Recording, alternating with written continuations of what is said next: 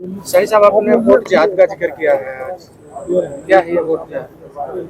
देखिए, वोट जिहाद कांग्रेस के द्वारा जिस प्रकार से झूठ का एक ट्रेंड चला है, राहुल गांधी इस प्रकार का बयान देते हैं कि आप हमें वोट दें, एक झटके के अंदर गरीबी को समाप्त कर दूंगा। ये वोट जिहाद है। और वोट जिहाद, इसका असर लोगों के ऊपर पड़ता है। झूठ बोल करके वोट ले लेना और फिर लोगों को उनके हालात के ऊपर छोड़ देना, ये वोट जिहाद है। उनको प्रलोभन दे करके वोट लेना, ये कांग्रेस की फितरत के अंदर रहा है। और अभी पिछले दिनों आपने भी देखा है, हमने भी देखा है, बड़े बड़े होर्डिंग लगाए गए कि हम गारंटी देते हैं कि हम ये देंगे, हम गारंटी देते हैं हम वो देंगे। ये वोट जिहाद है।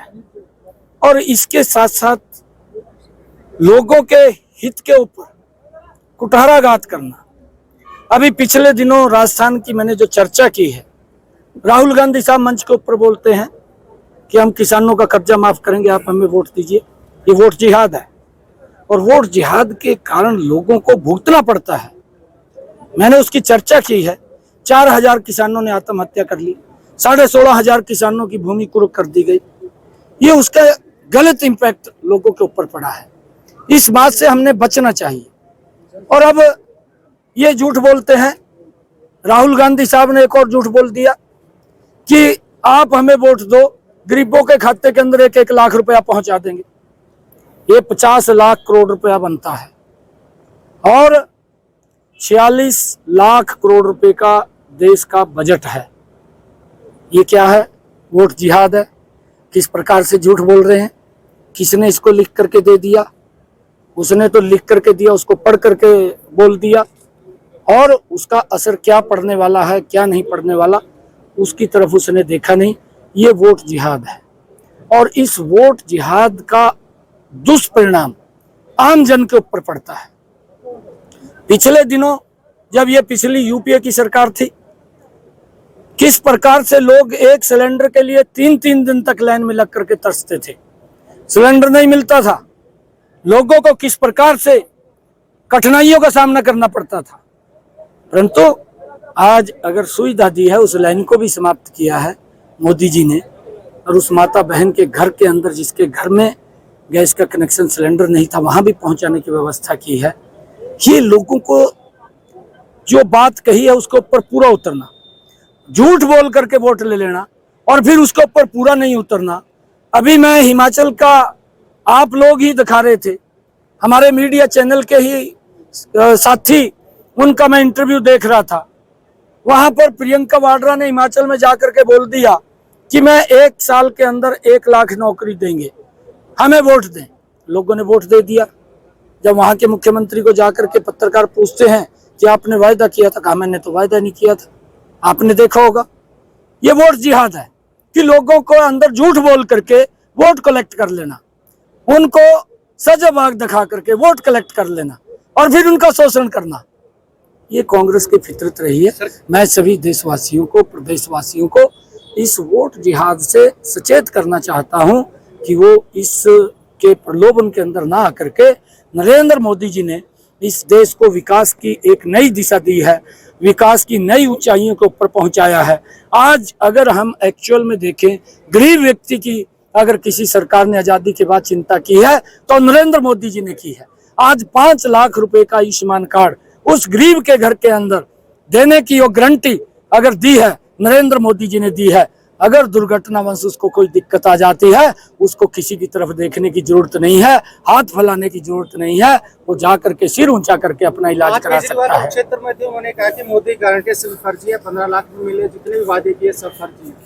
उन्होंने कहा कि हमारी पार्टी गठबंधन की सरकार आएगी तो तमाम मुद्दे हैं, जो समस्याएं हैं, वो लोग दूर करेंगे, सरकारी स्कूल बनाएंगे, अच्छी शिक्षा देंगे, रोजगार देंगे। देखिए, ये देश के लिए मैं दुर्भाग्यपूर्ण कहूंगा कि जो व्यक्ति मंच पर खड़ा होकर के ये बात बोलता था, बच्चों की कसम खाता हूं, ये मंच के ऊपर बोला, केजरीवाल ने बोला कि बच्चों की कसम खाता हूं, मैं कभी भी कांग्रेस के साथ समझौता नहीं करूंगा।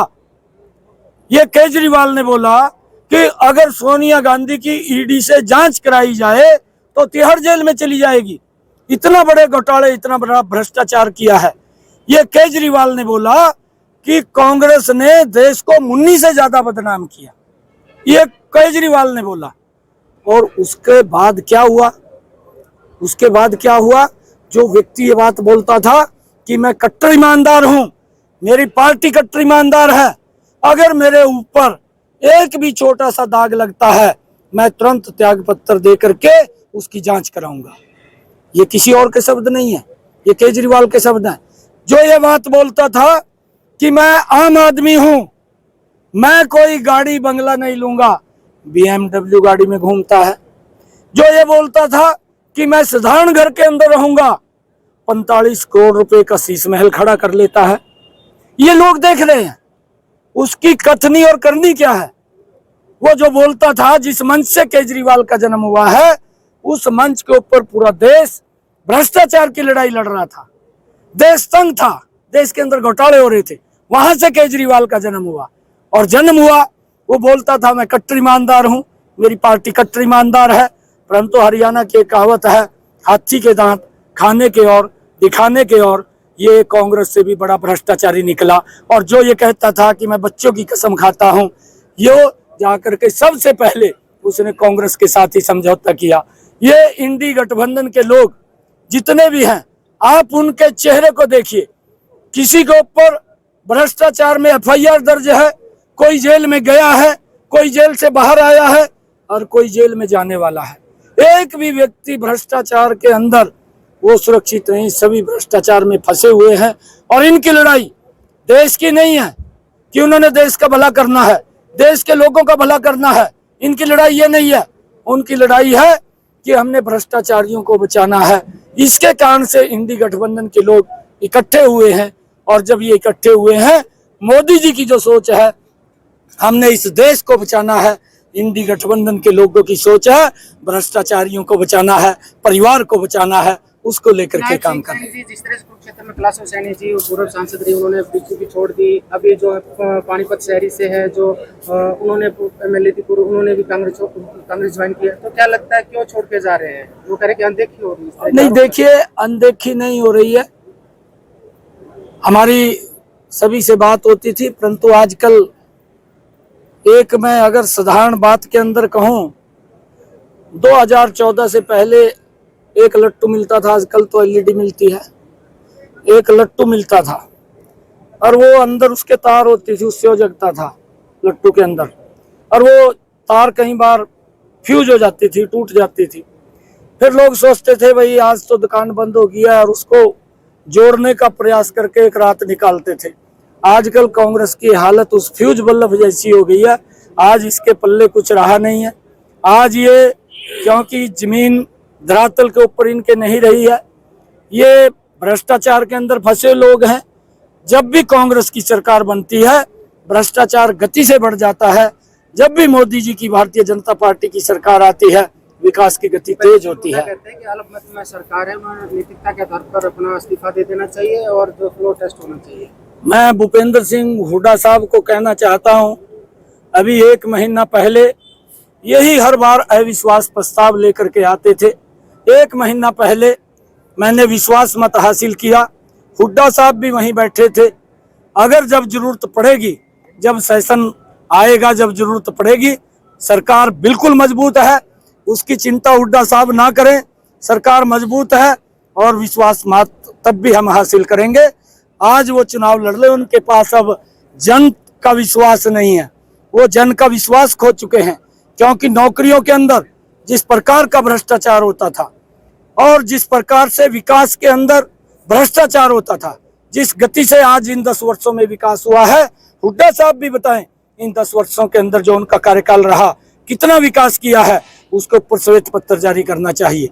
भ्रष्टाचार की नदी बहती थी, अरे तराजू लगी हुई थी कि किसकी टैची में ज्यादा वजन है, उसको नौकरी लगती थी, पर्ची से नौकरी लगती थी, खर्ची से नौकरी लगती थी। ये भारतीय जनता पार्टी की सरकार है। आज गरीब का बच्चा भी बिना पर्ची, बिना खर्ची के हरियाणा सरकार में SCS अधिकारी लग जाता है। ये सिस्टम का फर्क है। इस सिस्टम के अंदर बदलाव किया है। लोग समझ रहे हैं, इन लोगों की एक सोच है कि लोगों को आपस में लड़ाओ और उनके अंदर भय पैदा करो, वोट लो और उनका शोषण करो, इतनी सोच उन्होंने इनकी है। आरोप लगाया कि अल्पमत में होते हुए प्रीत हो गए। मैंने क्या कहा है कि जब समय आएगा, 1 महीना पहले मैंने विश्वास मत हासिल किया है। हुड्डा साहब उसके अंदर बैठे थे, आपको भी मालूम है, विधानसभा के अंदर बैठे थे। और जब समय आएगा हम फिर विश्वास मत हासिल करेंगे। और ये विश्वास ये अभी नहीं, अभी 2000 सितंबर के अंदर जब चुनाव आएगा, हुड्डा साहब कहीं दिखाई भी नहीं देंगे। ये 80 से ज्यादा सीटें विधानसभा के अंदर आकर के तीसरी बार फिर भारतीय जनता पार्टी की सरकार बड़े बहुमत के साथ बनेगी।